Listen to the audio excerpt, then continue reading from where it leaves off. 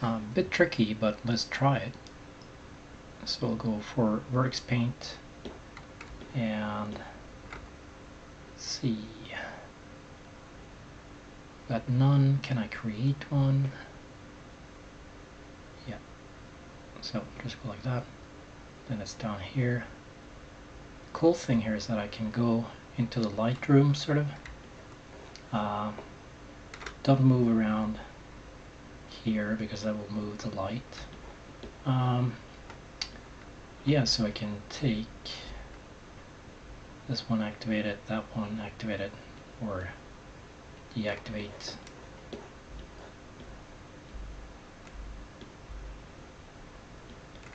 Let's see.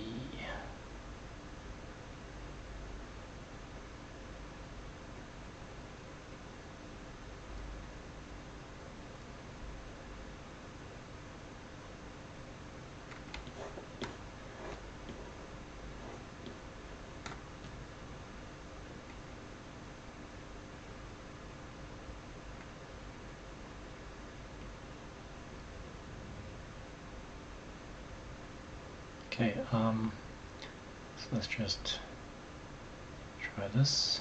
Yeah.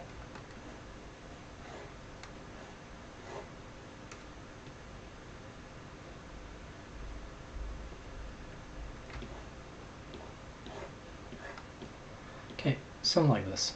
The neat thing is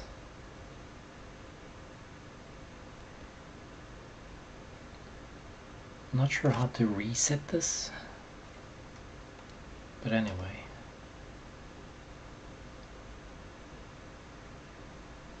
Maybe that's auto location. Okay, reset the light attributes. So, you know, yeah. I'm just gonna leave it as is though. The neat thing here is that what I can do is I can go over to, well, if I go here, there's really these settings, but if I go here now, these will change for this stuff here. So I can say burn the shading colors. What that means is that it will burn the light into the vertex colors, which is quite neat.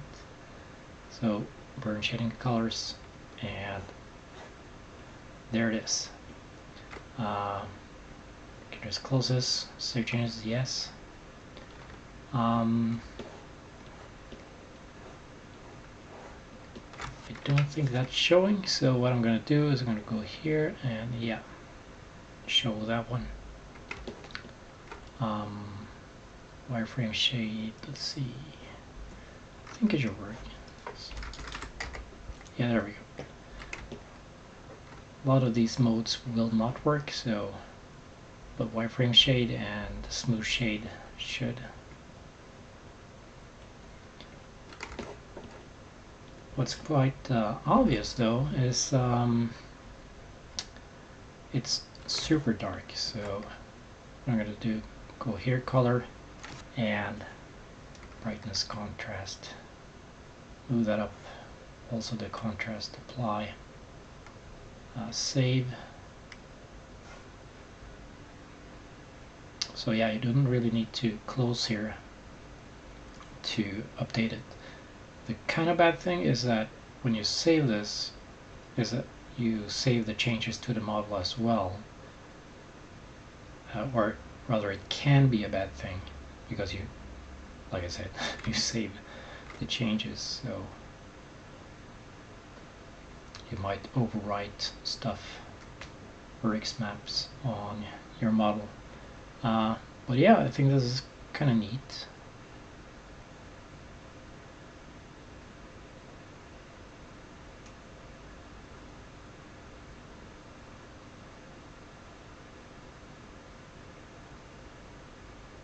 And save. Okay, now you can see it got darker, so it's a bit tricky in regards to that. Save.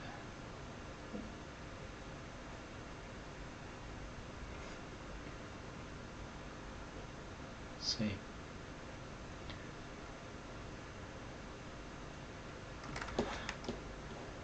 So the neat thing is this is not now baked onto the model, so if I guess it's easier to see what's going on if I just turn that off. You can see that those colors are baked onto our object.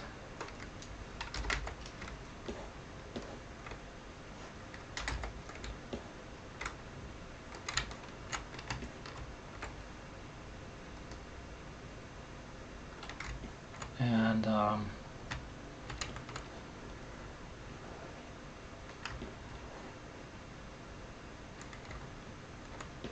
I think this should be, you should be able to transfer that to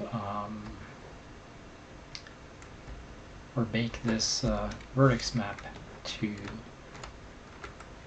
UV map. In other words, an image file. I think this is pretty neat. You can see how it operates though, like this. So you would think, or you might ask, can I blur it? No, not really. The only way to, let's see, do that could be to subdivide it in layout. You can see it blurs it somewhat.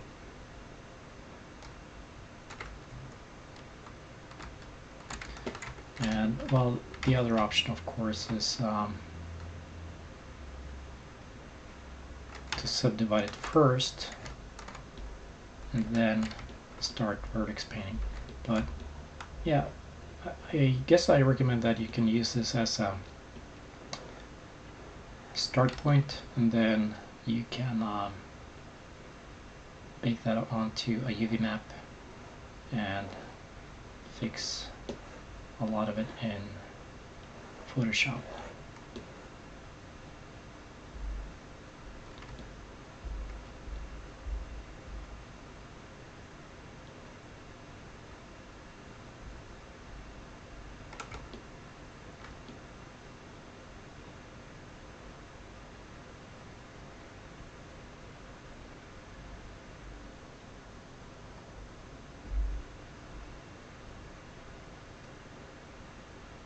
Yeah, there might be other ways using nodes in layout to do this as well, but I thought this was worth a mention. Vertex paint is not exactly covered, so yeah, worth a mention.